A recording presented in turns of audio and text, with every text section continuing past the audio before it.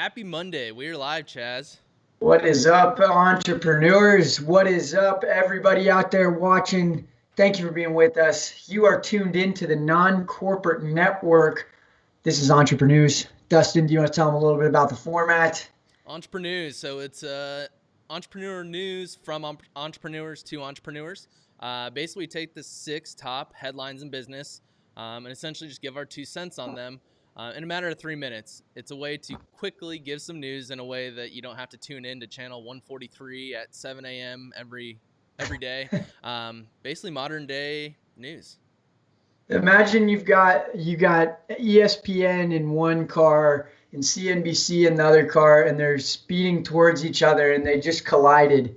That's what we're doing right here, bringing you business news, a little bit more exciting, coming from some millennials that actually run businesses. But yeah, without further ado, you ready to get this party started, Dustin? Let's jump right in, man. I don't think we introduced ourselves today. That intro does a good job of showing my luscious hair, and Dustin, you were a baseball player back in the day as well, huh? Yeah, I was on the mound though. Didn't really swing a bat too much, Oh, oh, but I couldn't throw a yeah. ball at the camera. So Hey man, don't give me that bat. I'll be cracking him over the fence off your weak pitching. Well, without further ado, let's dive in. First story. Andre, you ready? Let's make it happen. Okay. Do you want your cheer on ESPN? There's an app for that. Sports fans, there's a new app out called Hear Me Cheer. Partnering with ESPN. And essentially, you're able to give your 2 cents, just like we're giving our 2 cents on the couch during sporting events. And it'll live stream your boos and cheers and crowdsource them in with everyone else's. Right now, there's 15,000 people using the app.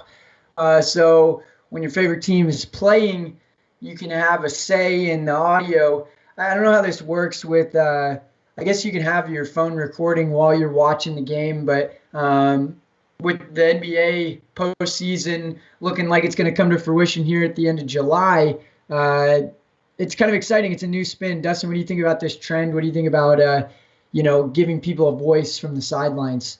yeah, no, I think it's definitely an interesting play. I wonder where they're testing it right now. I mean, we have tuned in regularly like South Korean baseball, and so I mean, it'd be interesting to see where it's been tested and how that gets adopted here in the U.S. But I mean, from what it sounds just like a voice chat room. You can tune in to whatever game you want. What'll be interesting though is like the delays between, if you're on the East Coast versus West Coast versus here versus there, how much of a delay there is for whenever you actually see it till you give your cheers or boos and when everyone else can hear it. I mean, it seems like it could get pretty fun, pretty quick. With Yeah. all the trash talking to each other. So, I definitely will see what it's like and test it out. I mean, what are your Yeah. thoughts? What are the pros and cons Well, of this, you think? yeah, I think that the big thing here is that people want to feel like they're involved. It brings them closer. It makes them more focused on what's happening, and in turn, that means more advertising dollars. And I think this is a great way to show a little bit of attribution for something like ESPN, where they can now track these diehard people, retarget to them, figure out ways to partner from that end with this app. I think would be interesting. But yeah, I mean, again, it's like how much can you invest your customer into the product? And then with that attention, you can now monetize that attention. And so I think that there's definitely an opportunity. And this goes much further than just the NBA postseason. I mean, you've got a lot of different events that could be going on. I think even when we talk about doing virtual events, being able to ask a question live or be able to give your 2 cents when it comes to maybe even like watching a concert live. I think there's a lot of different opportunities here. I don't know what's going to catch fire, but again, it's just the more you're invested in something, the more your attention's going to be on it, the more you can charge that person to be watching whatever it is. Yeah, I think if I were ESPN, I'd be watching out because it's how many good announcers and everything are going to come from the couch. I mean, it's going to create a whole new type of consuming. I mean, it really will if they can have different rooms for a particular game where it's you're for this team or against that team. I mean, people will have their room where they announce the game and color comment, and I think it'll be really cool. It'll open up a lot of opportunities. Oh yeah, definitely. I mean, this is yeah. There's no shortage of people on the couch watching. Okay, diving into our next story here. Facebook takes down Trump ads over organized hate policy. This is reported by Reuters, but Facebook Incorporated said on Thursday it took down posts and ads run by the re-election campaign of U.S. President Donald Trump for violating its policy against organized hate. These ads show an inverted red triangle, a symbol that the Nazis used to identify political prisoners, with text asking Facebook users to sign a petition against Antifa. This is definitely a 180 from what the last few stories we were talking about, where Facebook had people walking out and there was kind of some internal debate as to what Facebook stood for and if they were going to take a stand. We've obviously seen Twitter really take a harsh stance on policies against organized hate, and they seem to have taken the content moderation very seriously. And so it looks like Twitter has kind of set the bar that Facebook is now kind of answering the call. What are your thoughts on this policy, and what are your thoughts on these social networks really standing up to executive power during this time? Yeah, I mean, I think it's only a matter of time before it spilled over into the paid arena. I mean, it'll be interesting to see how each platform kind of moves forward because it's going back to knowing what they can post and can't post. You're kind of limiting the freedom of speech. I mean, kind of same here. One could argue that Antifa is a organized thing that probably shouldn't be around, and I mean to have a petition going around. I mean, it could be a good thing. It couldn't, whether that's for me to say, you to say. I mean, it's the social media companies are now determining what you can and can't put money behind. So I mean, it'll just be interesting to see what they do say or what they say can or can't be run as a paid ad. I mean, Yeah. obviously, what you just mentioned, the creative and all that, it definitely resembles something not so great. But this is the first one. It'll be interesting to see how many more get impacted, whether they can or can't Right. run. What are Yeah, your man. thoughts? No, I think that first off, like social media should be the voice of the people. And so with billions of people using it, I think that they should have a little bit more of a say. And obviously, far and wide, people have been pushing to have Facebook to support what's happening in America and Black Lives Matter. And I think that this is a step in the right direction. But obviously, like you said, we're now setting a precedent that not only is Facebook going to challenge what you're putting money behind, limit the freedom of speech, regardless of if it's organized hate or not. I think that it's something that is setting a precedent. And Yeah, obviously, they have a call to action here saying sign a protest against Antifa. I look at it as something where it's like, they can control the narrative across the board. What's the next policy that you're going to be signing a protest for? Maybe it's something that is a little less controversial than Antifa, but yeah, still something that they're bringing to light as opposed to, consumers finding out for themselves.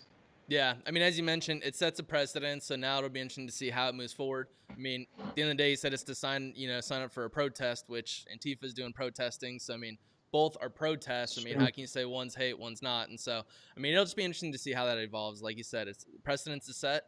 Only time will tell. Yep. Hmm. Only time will tell. Moving on to our next story. U.S. unemployment claims rise 1.5 million as pandemic pain continues. The pace of U.S. layoffs has slowed sharply since their peak in April at 6.6 million, but still remain historically high. Looks like analysts are saying that we're going to be hovering around 10% unemployment by the end of the year. This is interesting to us. And obviously, we thought that the coronavirus would kind of have subsided by now. We'd be starting to get back to our normalized kind of life. But it seems as if there's going to be a new normal. So What are your thoughts as these unemployment claims climb? And yeah, what do you think? What do you make of all this? Yeah, I mean the thought of round two coming back, I mean, is definitely a reality. China's seeing it. I mean, here in Arizona, we're seeing it. Other parts of the country are seeing it. I mean, there are declines in certain areas of the country from what I was looking at today. But I mean, in terms of the unemployment, obviously, it's horrible that that many people are you know claiming unemployment. But I mean, as you mentioned, it's a sharp decline in where we were at, and so it's all about trends. Um, Jobs are coming back. I think. I mean, this is we should be expecting to see that only because the PPP loan money is going to start running out, even though they've extended it. But people have kind of budgeted that way, and so there are going to be some Right. businesses that run out that can't have the jobs anymore. So it's not going to be a smooth road overnight, but at least we're trending in a positive direction, even though the narrative is still kind of doom and gloom right now. But it's at least there are people getting back to work, even though there are unemployed, you know, Well, increasing. I would venture to say that there's plenty of businesses out there that are probably, I wouldn't say necessarily abusing triple P, but there's businesses out there that I'm sure are kind of distributing the money that they've been given, right? They have to give it out in 8 to 12 weeks, and so um, they're spending the money, and people are obviously sitting on cash and making more deposits in the bank. But I'm just my big thing, and I've said it before, is the phase change that we have to have as a society. I see so many more businesses that are laying people off or just absolutely just phasing out job roles that they had in their company. And I just really think that the government is looking at this from an unemployment standpoint and going, oh, look, we're down in unemployment. Look, we're amazing. We're doing a good job. And it's like, businesses are not really focusing on employment. They're focusing on profitability, which is not hand in hand with employment. When you have AI that can start to replace jobs, you don't need as many people. It's just going to increase the profit of the business. So I think that with businesses chasing this profitability and productivity mark, where government's chasing, unemployment, it just doesn't seem to align for me. Yeah, yeah, and that's why I'm excited to see that there's more conversations around creating stimulus around hiring, getting jobs, and all that. So I mean, now that it was kind of stop the bleeding, let's promote hiring again and see how that gets impacted. So on Yep. to our next story. So there's a company called Lightspeed that has introduced kind of a suite for helping non-e-commerce businesses turn e-com. They help you figure out how to turn your products into online shoppable products. They help you productize your services. They help with e-commerce, the marketing. I mean, basically, they're trying to create a tool that's all in one to help businesses that haven't been, um, you know, onto the e-commerce phase. Mm. Getting them on. What are your thoughts on all-in-one platforms? I know, they're good in some ways, but interested to hear your thoughts. Yeah, obviously, you start throwing the kitchen sink at consumers, then it becomes a little bit of an uphill battle where it's kind of an oxymoron, right? It's like, oh, we're all in one. You only need to come to one place to get all of your stuff. And then you kind of turn around, you're like, oh, wow, it sounds like it's going to be this simplified version. And then you get on the product and there's 75 buttons on the homepage, and you're like, holy crap, what do I do?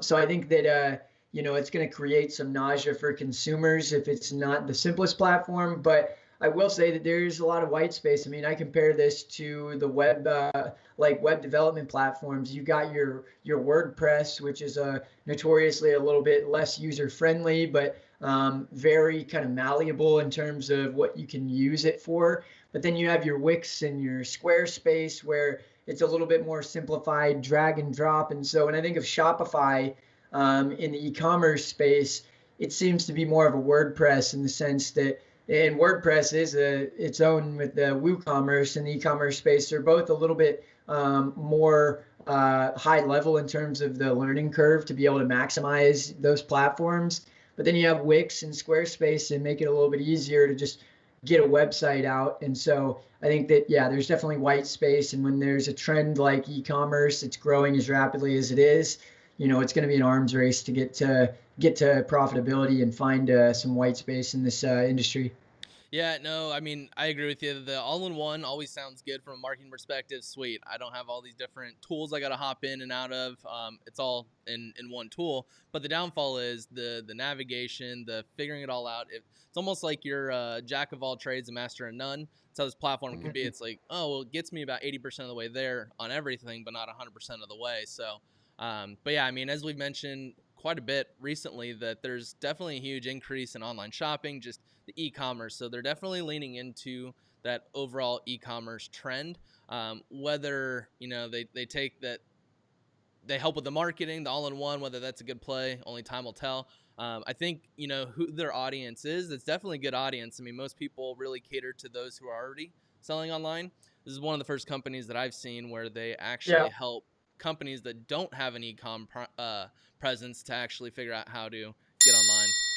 Well, I think that that's a big piece to this, right? Like people are going to be hesitant. They're dipping their toe in the water, but it's a necessity now in business. There's no, I think at the beginning of the pandemic, it was like, well, it'd probably be strategic, but now it's like, especially a lot of businesses that can't be open right now. You have to be doing this. So I think now is as good a time as any to be launching an e-commerce product like this.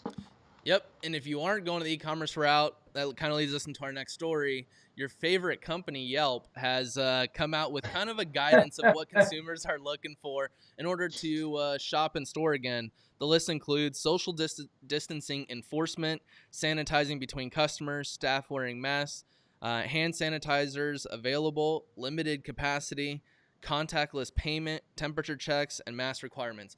All makes sense to me, but one that really sticks out is the contactless payment. I mean, I've been really saying this for a while. It's like, cool, we're social distancing, we're doing all that, we're washing our hands, that's all great, but everyone is running their debit card and then typing in their PIN number. Whenever we could be doing Apple Pay, or I mean, I love whenever there's Apple Pay, I can use my watch. And so it's like, even though we're taking all these measures, there's nothing being done at gas stations, the PIN code and all that. So, I mean, Yeah. what are your thoughts on this list and just Yeah. No, man, I was at the grocery store the other day and they had a produce bag wrapped around the pin pad. I was like, this isn't necessarily making it any cleaner. Everyone's still touching the bag that it's wrapped around. It just looks terrible on top of that. But yeah, no, I mean, notoriously, I'm not a Yelp fan. I'm still not a Yelp fan. They could go and feed the homeless, and I wouldn't be a Yelp fan. So, but I think that with that being said, I think that this is something that it makes sense, right? And I think it's going to trickle down across the board, whether it's Google My Business or any other platform that helps kind of organize these local businesses.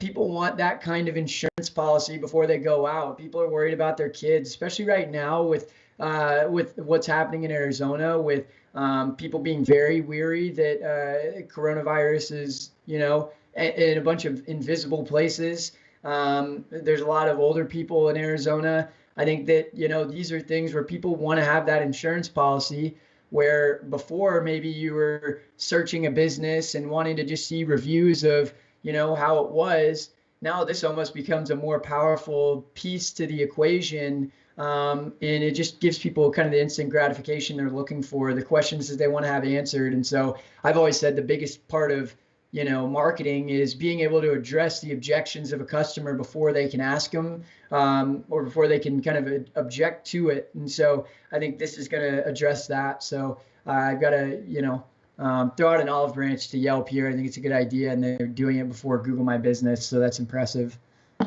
Yep. No, I agree. And I mean, what it comes down to is just seeing how many people actually execute. I think the biggest thing that people want is the enforcement. You talk about, masks being needed, yet you walk into a place and it's not enforced. I think, I think that's Right. a huge piece of it. But I mean, I just still stick on that contactless payment.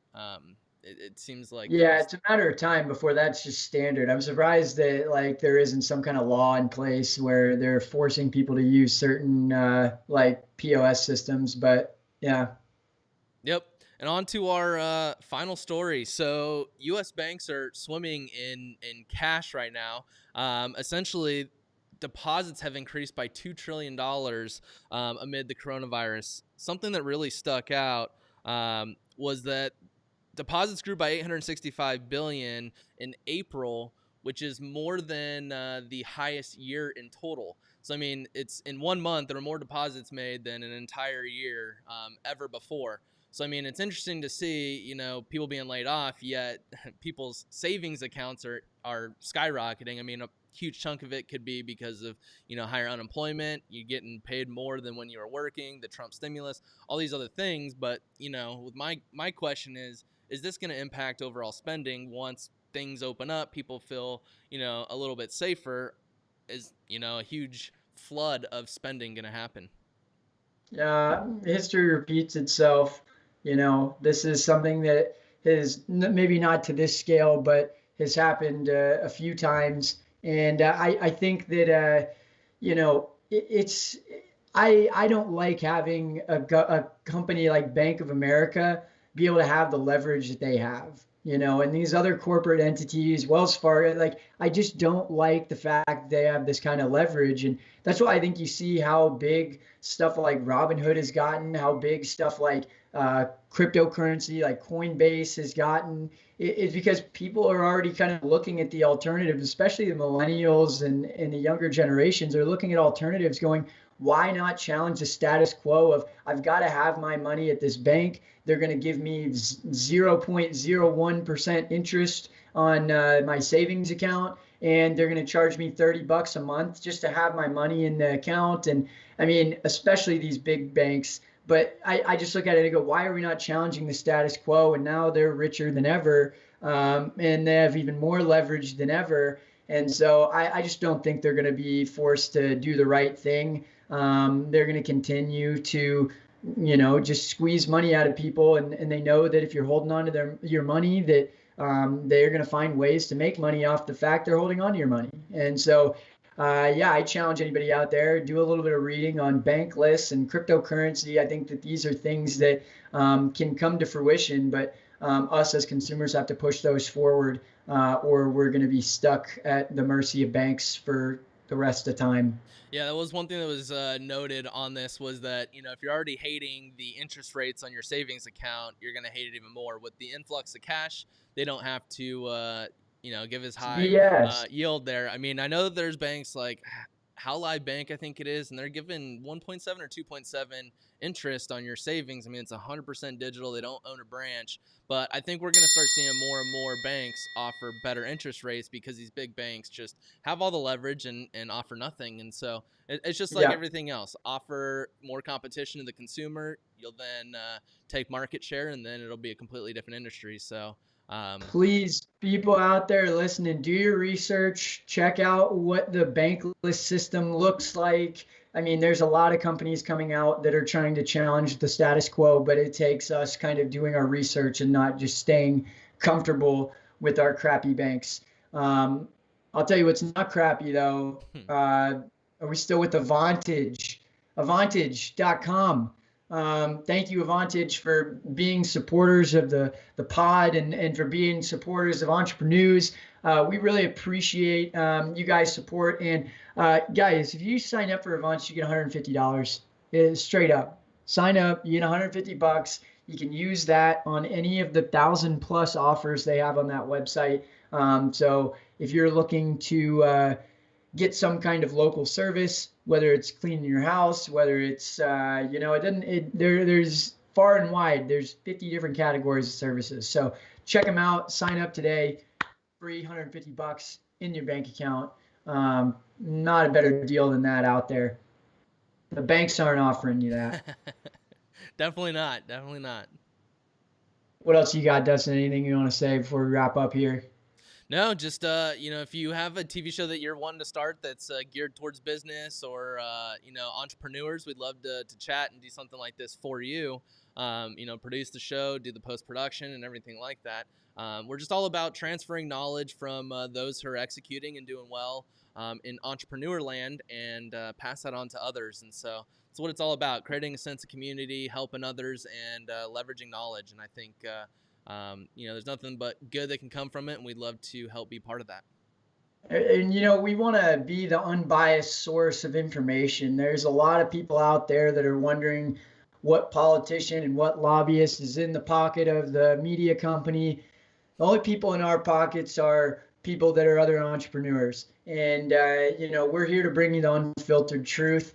And yeah, like Dustin said, we want to work with you. If you got something you want to bring to the world, if you've got a couple of stories that you want to just share with us, get involved with us. You can find us on Instagram. You can find us on Facebook. You can find us at ncnbroadcast.com. We want to work with you. We want to help you to share your stories. But yeah, with that, thank you guys for being with us. Again, you've been watching the Non-Corporate Network. This is Entreprenews. My name is Chaz Vandemotter. Dustin Trout. And we appreciate you guys being with us this morning. We'll be back on Wednesday. We'll be back on Friday. We're going to keep grinding, keep hustling. We know you guys are. Gig economy is growing, Dustin. There's 45 million people unemployed. That tells me there's 45 million people that are going to have a job doing Exactly. something in the gig economy. You're going to have a job doing something entrepreneurial. So we want to lift you up, but join the revolution. And we will see you on Wednesday. See you guys on Wednesday.